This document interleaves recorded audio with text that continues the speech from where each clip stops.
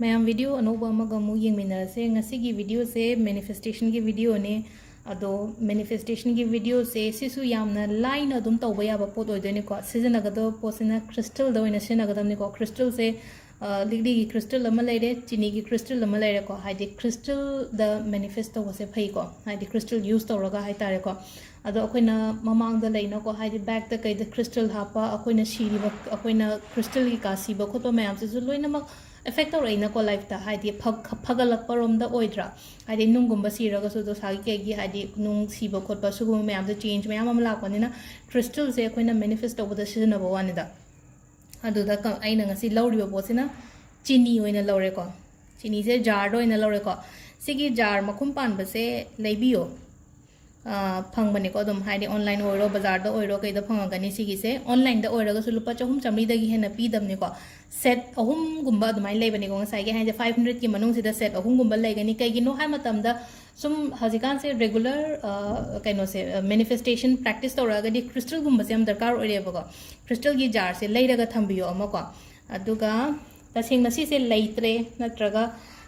आइदो हजिक लेबा फरक तारे हाइरगदी बॉल मचा तेंकोट मचा सेनजे लिकली की स्पेशली लिकली की को अतोप बॉल तौबीगनो लिकली की तौबियो को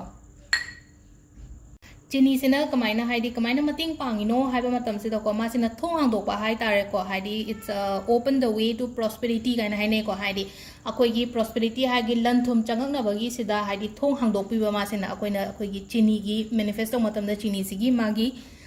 मथौसे हाइ तारे को अदो निंजंग बिगदबा अमना कमाइना नो हाइ कांसिदा को मैनिफेस्टेशन तौबा मतम द ऑलवेज बिलीव हाइदि को हाइदि थाजबियो अइना तौदोरियो पोसे माइ पाकनी हाइबदो फोकस तौबियो बिलीव तौबियो को अइना तौदोरिबा अइना पांथोक्तोरिबा पोत अइना मैनिफेस्ट तौजदोरिबा पोत सिगी मतंगदा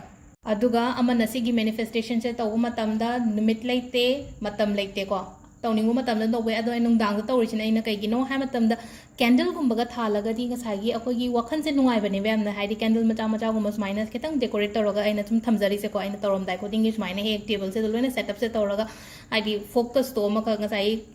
मैगा खितंग ममहलगा कैंडल गुंबा कई गुंबा थालगा नेना ताना को हाइदि थोंग लोंजलगा गुंबा कनाम चंगहनना तौबियो को मैनिफेस्टेशन तो मतमदा कईगिनो हाइ मतमदा अमु कौरकपा खोलकपा माइंड दो डिस्ट्रैक्ट तौदनबने बेना हाइसे अदो हजिक हौरसे तौगदब मोंग से कमाइना तौगदबनो हाइ मतम से को चिट मचा मचा गुंबा सुमाइना लौबियो को चिट मचा मचा हाइ तार चे मचा मचा मचा सुमाइना कअगा अहुम ओइगेरा मंगा ओइगेरा सोना पामियो पोतो को समना हाइबदा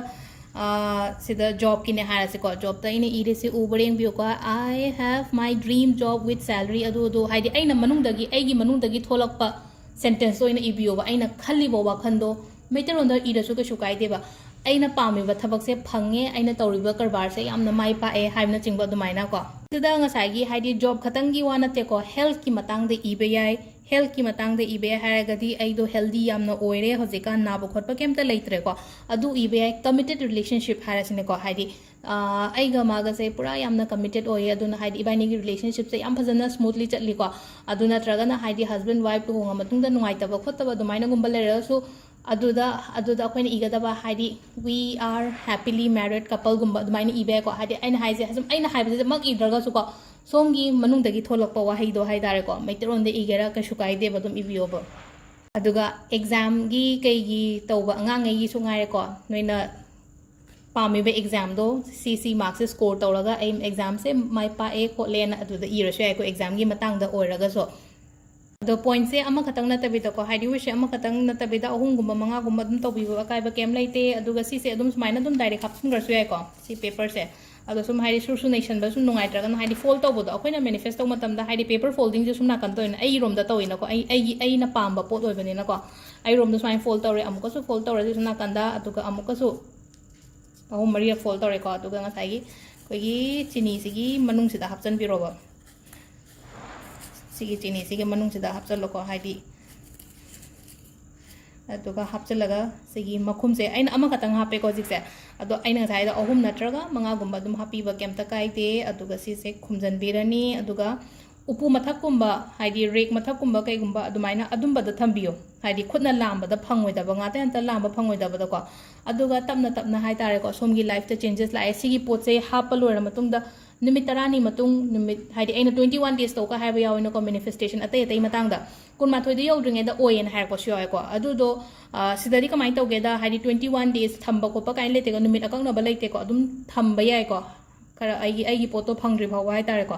ꯑꯗꯣ ꯑꯩꯅ ꯍꯦꯛ ꯊꯝꯕꯒ ꯍꯞꯇꯥꯒꯤ ꯃꯅꯨꯡꯗ ꯅꯨꯃꯤꯠ 5ꯅꯤꯒꯤ ꯃꯅꯨꯡꯗ ꯑꯣꯏꯔꯦꯅ ꯈꯜꯂꯁꯦꯕ ꯂꯧꯊꯣꯛꯄꯤꯔꯁꯤꯀꯣ ꯁꯤꯒꯤ ꯄꯣꯠꯁꯦ ꯂꯧꯊꯣꯛꯄꯤꯔꯁꯦ ꯑꯗꯨꯒ ꯆꯦꯁꯤꯅ ꯑꯩ ꯃꯩ ꯊꯥꯗꯣꯛꯑꯒ ꯑꯩꯈꯣꯏꯅ ꯕꯦ ꯂꯤꯐ ꯃꯩ ꯊꯥꯔꯒ ꯃꯥꯒꯤ ꯑꯦꯁꯦꯁꯇꯣ ꯑꯩꯈꯣꯏꯅ ꯍꯥꯏꯗꯤ ꯃꯥꯒꯤ ꯎꯠꯇꯣ ꯃꯄꯥꯟꯗ ꯀꯥꯝꯊꯣꯛꯄ ꯑꯗꯨꯃꯥꯏꯅ ꯑꯗꯨꯃ ꯇꯧꯕꯤꯒꯅꯤ ꯑꯗꯨꯒ ꯆꯤꯅꯤꯁꯤꯅ ꯀꯃꯥꯏꯅ ꯇꯧꯒꯗꯒꯦ ꯍꯥꯏ ꯀꯥꯟꯁꯤꯗꯀꯣ ꯆꯤꯅꯤꯁꯤꯅ ꯑꯩꯈꯣꯏꯒꯤ ꯎ ꯃꯈꯣꯡꯒꯨꯝꯕꯗ ꯀꯩꯗ ꯍꯩꯖꯟꯕꯤꯌꯣꯕ ꯆꯤꯅꯤ ꯑꯩꯈꯣꯏꯒꯤ ꯀꯛꯆꯦꯡꯅ ꯆꯥꯅꯕꯒꯤꯗꯃꯛꯇ ꯍꯥꯏꯇꯥꯔꯦꯀꯣ ꯁꯤꯗꯤ ꯁꯤꯖꯤꯟꯅꯕꯤꯔꯅꯨ ꯁꯤꯒꯤ ꯆꯤꯅꯤꯁꯦ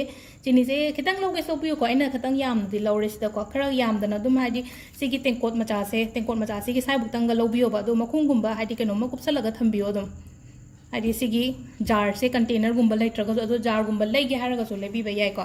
ꯑꯗꯣ ꯁꯤꯗ ꯂꯩꯔꯦ ꯉꯁꯤꯒꯤ ꯑꯩꯈꯣꯏꯒꯤ ꯆꯤꯅꯤꯅ ꯇꯧꯔꯒ ꯇꯧꯕ ꯃꯦꯅꯤꯐꯦꯁꯇꯦꯁꯟꯁꯦꯀꯣ ꯃꯌꯥꯝꯁꯨ ꯇ꯭ꯔꯥꯏ ꯇꯧꯕꯤꯌꯣ ꯁꯤꯃꯁꯨ ꯍꯥꯏꯗꯤ